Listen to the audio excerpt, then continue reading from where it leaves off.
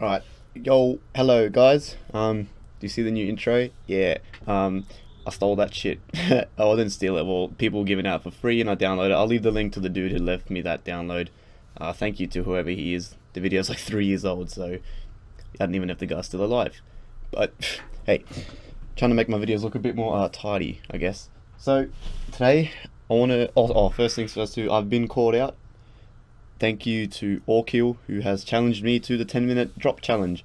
It's going to be fun. I can't wait to do it. I'm going to leave a link down to his video, everyone, if you guys want to go check that out. I'll probably give that a crack today after this, actually. So I can't wait to try that. So thank you for that. And fuck it, let's get something started. After it, I'm going to call someone out, and then we'll see if we can get like a little chain going. It should be fun. All right, now today, I want to talk about EQing again, and 3 mistakes that people are probably making. Now, before we go any further, I'm going to leave another link down below from the dude who I got this idea off.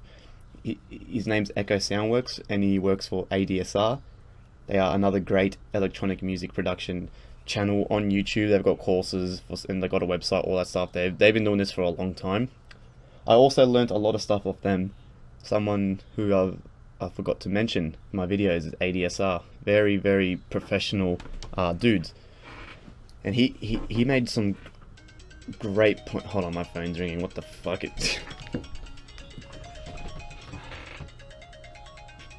Hold up, I need to pause this.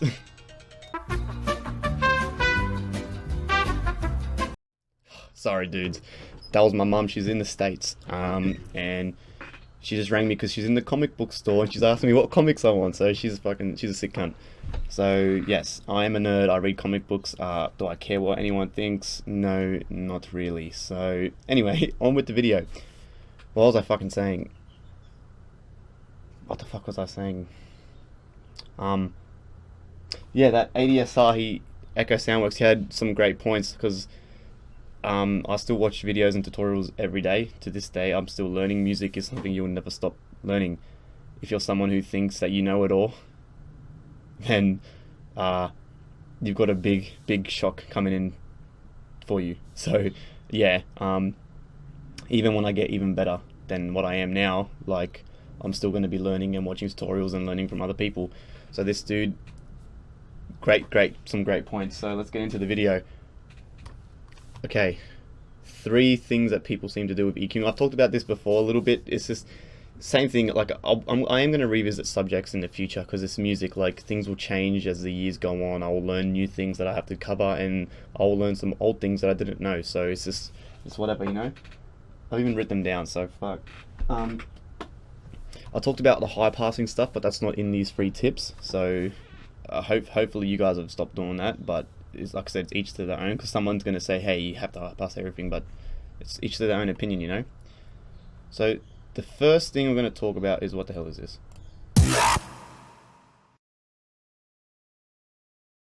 The first thing we're going to talk about is EQing with your ears, not by just looking at the EQ, because I can guarantee some of you motherfuckers are doing this. I can guarantee it. Okay, let me just play this piano right now.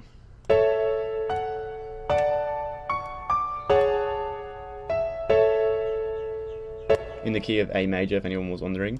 But I can guarantee, because I do this too, I still do this, I can guarantee you cunts are doing this.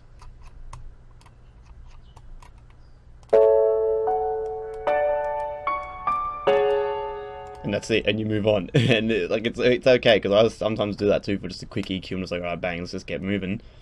But I can guarantee there's a lot of people who are using visual representation. And I mean, it's hard not to when you have such a wonderful contraption in front of your face. Like, it shows you the frequencies. Like, that's fucked. Like, that's impossible. Like,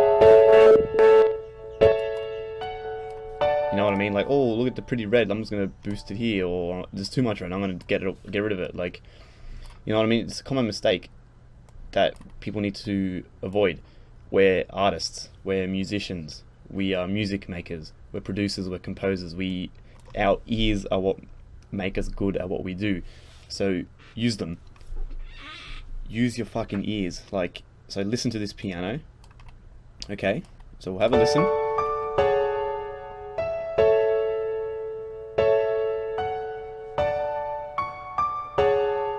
I'll have a little game. Comment below what you think. What would you do to this piano? Leave a comment. I'm just curious. But what I would do is, number one, not this. Because a piano, I've covered this before, a piano is a very low resonant... Oh, what the hell? My phone is ringing again. Fuck me dead. Hold on. Sorry, guys.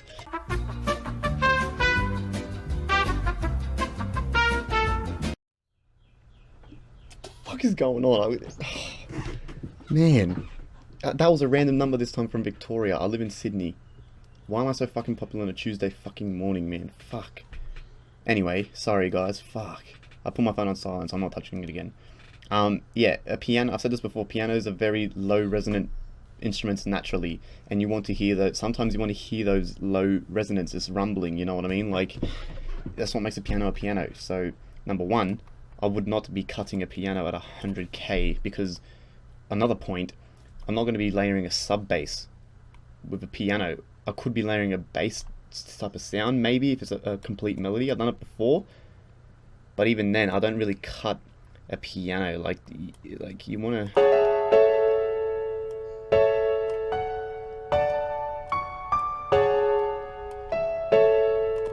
Hold on, you can hear it better when the piano, when the octave's a bit lower. Hold on.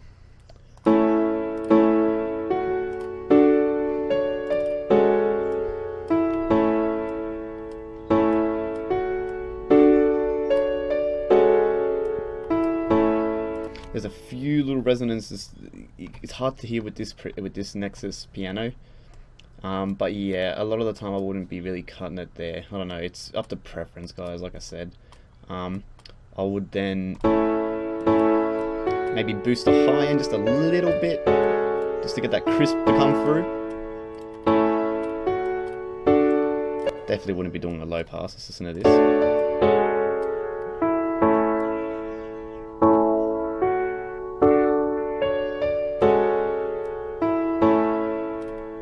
Yeah, nah, I wouldn't be doing that.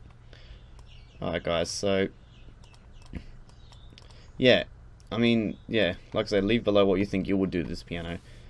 But now we're going to move on to point one. Let's go over it one more time. Using your ears, guys. We're musicians, use your ears. If something sounds wrong, EQ it. If it still sounds wrong, start again. Change the source. Like my teacher said, my teacher's a funny cunt. He doesn't understand why people EQ drum kicks and stuff, when he said if you just mic up a drum kit, leave the mic in the kick drum and leave it. It's a kick drum, that's how it's going to sound. And yet people will try to chuck on EQs and blah blah blah. I think it's a great point. It might be something I might film when I go back to TAFE next week. I might film us micing up a drum kit for you guys. But yeah, it's very he's got a good point. So if it still sounds shit, like you can't. If it sounds shit, there's no point EQing it because you're not going to make it sound better. It's like you're just trying to EQ a piece of shit. Like, it's not going to make it any better. Alright, so let's move on. Point 2.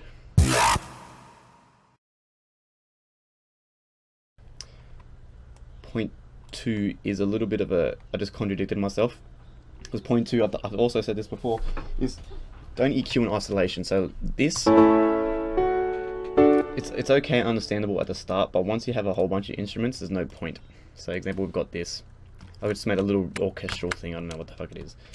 EQing in isolation, yeah, cause it's gonna sound great on its own, but once I bring in the other elements, the EQ that I just did could be just completely tossed out the window. So, let's take a listen.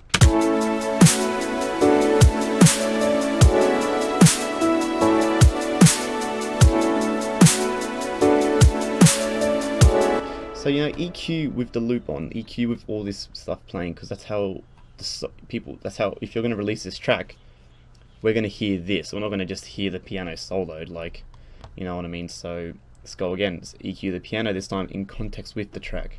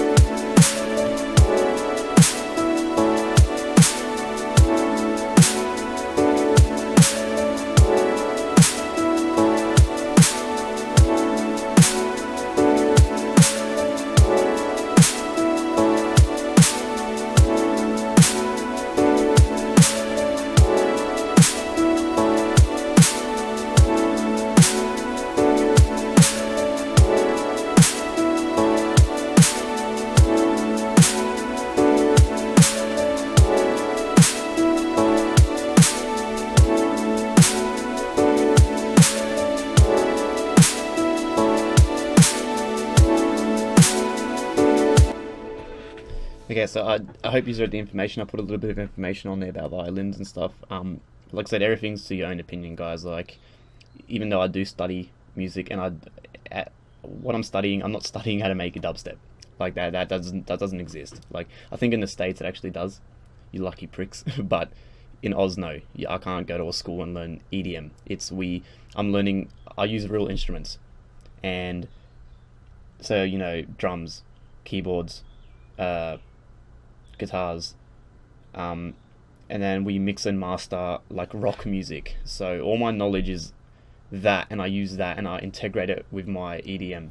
So what I am saying does have a point. So if you guys hear me saying something that sounds a bit funny or a bit off, just please remember, I don't study electronic music. I study not real music because it's all music, but I study acoustic music. So if I'm talking about EQ and it sounds a little bit off, just remember, this is my studies about real instruments, not electronic sounds. So I apologize for that in the future. So why did I do this cut with the with it all playing in context on the pads? So let's take a listen to the pads on their own. Hold on.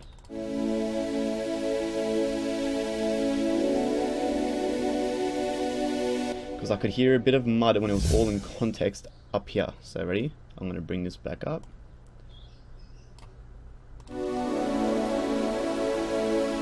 Not really mud, more of a hiss.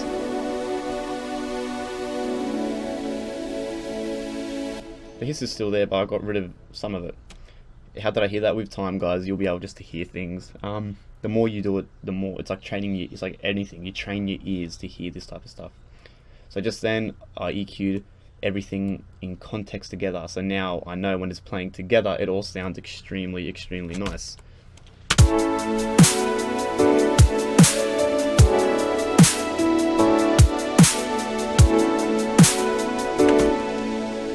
There you go. That got rid of the hiss. Just a little tip. The hissing and stuff it's all high frequency, so most of the time. So this is okay to just cut that stuff out. Okay, awesome. So point 2 one more time. Don't focus so much on EQing in isolation. It does waste time, and it doesn't matter how good I EQ this thing on its own. When I bring it back into context with everything, it's probably not going to still be good enough because I've got a whole bunch of other frequencies and resonance that I have to deal with. Okay, so there you go, guys. Point 3.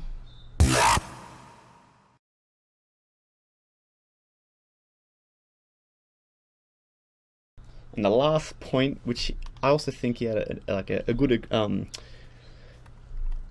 point on, it was EQing presets. Now, I've never ever done this in my life. Even when I first started making new music. Don't get me wrong, presets with synths and stuff, that's all like G, doesn't matter, do whatever the hell you want with those, but preset EQs, I mean, unless you've made a bunch of presets for your EQs and like, you've got a quick cut preset or some bullshit, that's fair enough, guys, do whatever the hell you want. But I mean, you guys know my opinion on dubstep, growl presets and stuff. Like, it takes the fun out of sound design. You don't learn anything. And it's the same with EQing. EQing and stuff is something you want to be really good at, because aside from electronic music, like, if you want a job in the music industry, and it could just be anything from mix engineer, mastering engineer, sound engineer, audio engineering, you have to be good at this stuff. Not good at making dubstep growls. Like, you know what I mean? But it's each to their own. Like, I want to do that type of stuff, so I got to get really good at this type of stuff. So, what presets do these have? Mastering, okay. Radio. That is bizarre.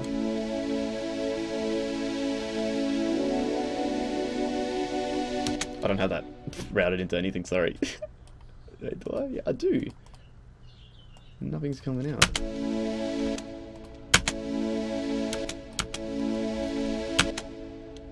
Oops. Sorry, kids. There you go.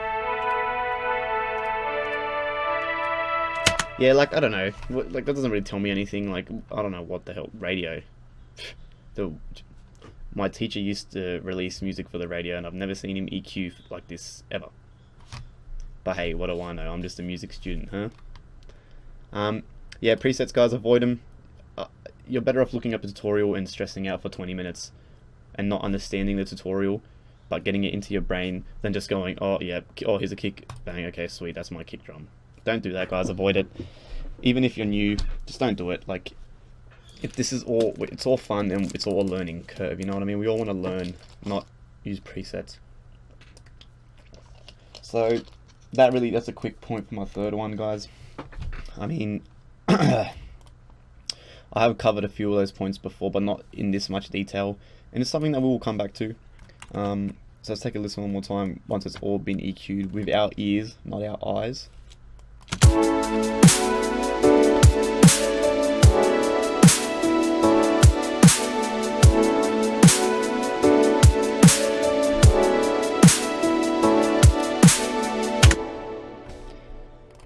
And there you have it, guys. A nice long little video here. Sorry about the interruptions before, but you know, I want my comic books, so I hope this helps, especially if this is even some more advanced stuff too for more of you advanced veterans that I have as subscribers. These are things that people overlook, especially the I one with the EQ. When he said that, I was like, okay, I can guarantee you a lot of you motherfuckers do this still, so because I still do it. I admit that. So remember, guys, we are artists. We use our ears, not our eyes. Just because we have a visual representation does not mean anything. Alright, guys, so that will cut it for this one. I might do that 10-minute challenge because I've been called out, and be prepared because I might even call out a few of you, so be prepared. Alright, guys, enjoy, and I hope you learned something.